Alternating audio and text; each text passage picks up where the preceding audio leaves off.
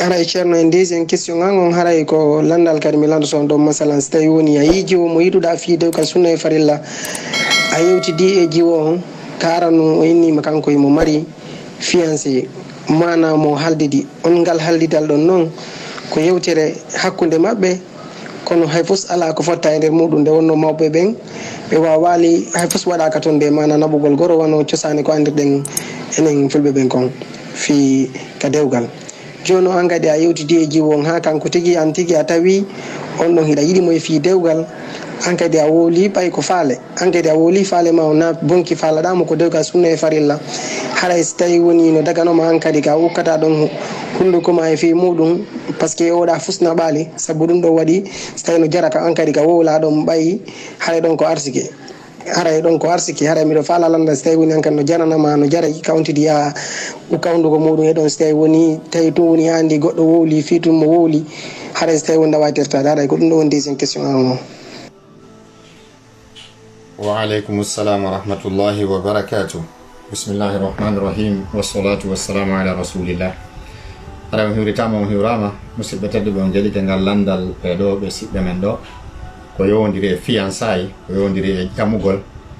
Aray on weltanama e ngal landal ngal Allah waɗan on barki e ko landi ɗon kon okkorawo moƴƴere kala nafitorɗo arsika min landa ɗo on hawrudugol e sawaba amina rabbal alamin. Aray ko watti ɗon toujours ko andintingol aray goto e landal yandi s'il vous plaît goto e landal ta goto double lande ɗe yandi barakallahu fikum jazakumullahu khayra goto lando o habbo kadi ha o jaabe ma inchallah haray ko ɗum ɗo bi'idnillahi taala wa billahi tawfiq haray kadi yette bari ɓe o nanino ɗoni landorde noon hiɓe landade hiɓe faala jaabade kamɓe tigi wigol ɓay ko arsike yalli noon no wanno lande tum sino sellama sellata ko neɓɗon clasude ɗon waɗa coɓɓoy si dagotako ko neɓuɗo ñeñingol formula landal ngal si tawi kadi dagoto hatta dago haray musidɓe julɓe tedduɓe l'islamu men on yiɗa toñiniro few yiɗa toñata yiɗa kadi toñowo l'islam men on no wallini principe ji no wuurirten enen julɓe ɓen kala ko addata probléme kala ko addata ko addata tooñe ko addata monodiranngol hakkundeji meɗen l'islam no sakki ɗum haray ka jaabagol landal mongal la yajuzu lkhitbatu ala khitbati lmuslim ida kana qad surriha lilkhatibi bilijaba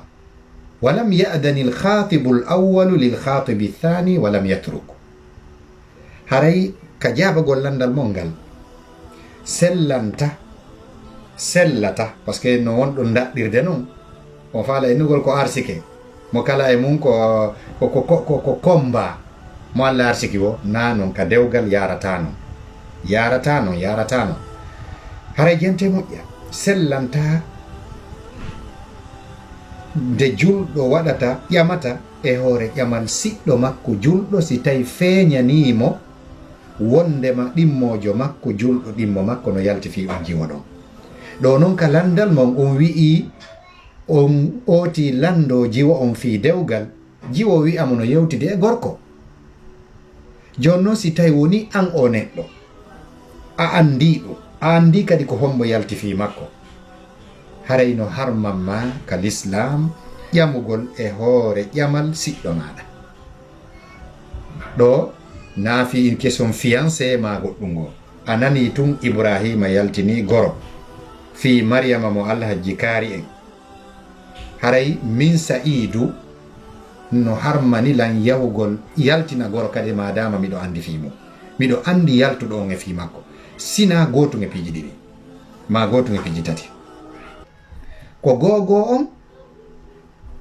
mi nana o renonsi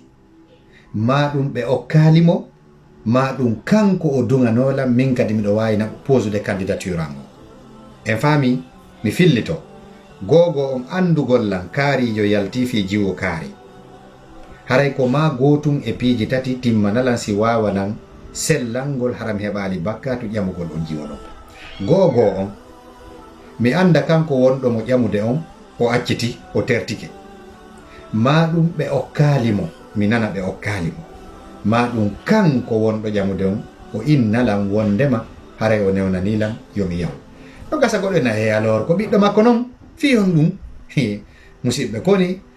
ka dina na no famirɗen non tun ma no mijorten non tun koma dina kan ardo en fami haray l'islamu no harmini ɗum wona fi wasi jiwo on ko jiwo ƴamuɗo on na kanko jeyimo ko kandida min kadi komi kandida kono ɗum ɗo ko évitugol par ce que fi hon ɗum piiji no nder ton haray piiji somiɗi ko l'islamu harminiri ɗum kon haɗiri ɗum kon no nder ton ko ɗum waɗi e nelaɗo sallllahu alih w sallam ɓe jantike hadithaji buy no jeeya e muɗum kaɓe maki wala yahtubu rajulu ala khitbati akhihi hatta yankiha aw yatruka wota gorko ƴamu e hoore ƴamande siɗɗo makko wota o fiance e hoore fiançayi siɗɗo makko ha kanko fianciɗo on o jomba nokkugo o accita on ɗon ma ɗum o terto hara o jombali o nane o abandoni e hadithe goɓe maki hadisaji ɗi no nandita wala yahtubu rajulu ala khitbati akhihi wota gorko ƴamu e hoore ƴamal siɗɗo makko hadithe go ɓe maki nelaɗo sallllahu alih w sallam ɓe haɗi ɗon piiji na hay ƴamugol tum ɓe haɗi an yabi'a ba'dukum ala bay'i ba'd nelaɗo on ɓe haɗi ɗum ko abdoullahi ibn umar radiallahu anhuma fillani en hadithe on wondema nelaɗo o naha nabiyu sallllahu alayhi wa sallam an yabi'a ba'dukum ala bay'i ba'd nde yoga e mon yeeyata e hoore ngeygu yoga go'o ɓe maaki wala yahtuba rajul ala khitbati akhihi wona kadi yo gorko ƴamu e hoore ƴamande siɗɗo makko on hatta yatruka al khatibu ha ƴamowo on abandona terto qablahu ko adi kanko o ƴamude mo aw ya'dana lahu al khatibu ma ƴamowo on arano on attiɗo mo wono wirɗen non autorise mo kanko yahu an kadi waɗa candidature ma on dara donc komi woni ko nanen wona ko inventa nelaɗo maaki ko ha wota o waɗu taw o ƴamu ha o nana oya acciti yani o tertike ƴamugol ngol ma o okkaka ma ɗum aw ya'dana lahu lhatib nelaɗo alayhi salatu wassalamu maaki ma ɗum kanko ƴamowo on o duganolam min Saidou o ina bo mi newnanima hiɗa wawi an kadi yahude mo Allah arsiki wo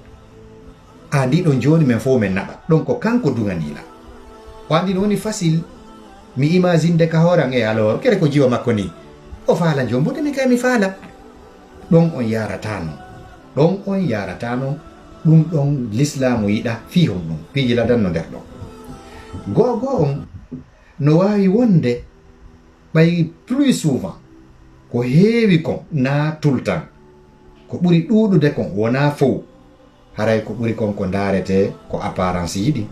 ko darete ko tama uji jawle on sifa ɗin piiji ko heewi kon na dina on ardinte jon noon si hawri min miɗo mari moyen ɓuri mo kanko ma ɗum miɗo mari darde ɓuri mo kanko o gandi aray o faɗi si tawi hawri ko miskina hon hanuno kon okkede min e buuɗi an ɗin mi yalti min e darde an nden mi yalti si tawi noon yaltaɓe ɓen ka muɗum wona ɓe ƴamanede ɓen jooma jiwo on tawi na heewɓe darugol côté dina kan ko daroɓe côté aduna on o andi ko heewi kon ko min yadata e makko o andi haray mi lorri miskina hunkum mi jatti miskina hunkum no gasa goɗɗo en a jattamo de Saidou par ce que a okka kono noon ko par ce que mi yahi mi doolimo raison pour laquelle jatti ma na jatti wota mi yahu taw ha mi anda wondema o okkama ma o okkaka ma ɗum o newnanala yomi yahu ɗum ɗo noon ko simiɗo andi fi mum wona yewtede goy simi anda noon mi naɓi tum min kay mi yaltini goro ɗum ɗo na probléme kono silam andi kaarijo no yalti fi jiwo kaarijo haray mi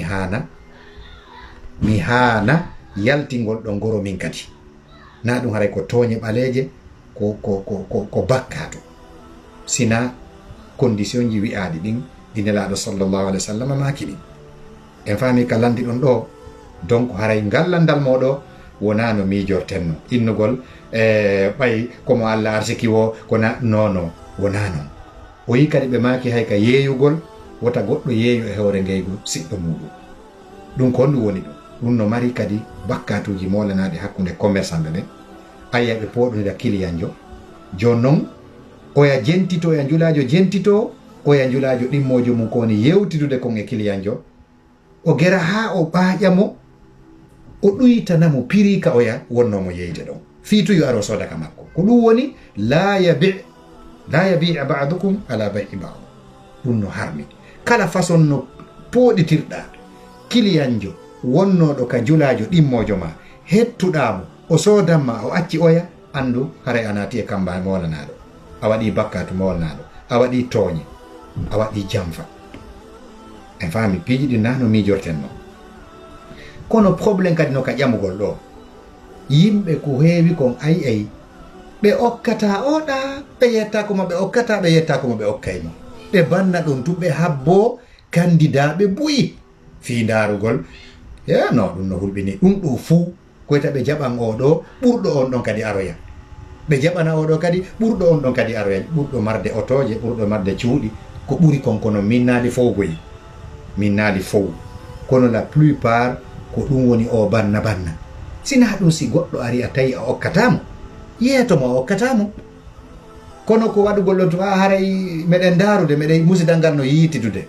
ko non go yewtirte kono Allah taw hara ko ɗum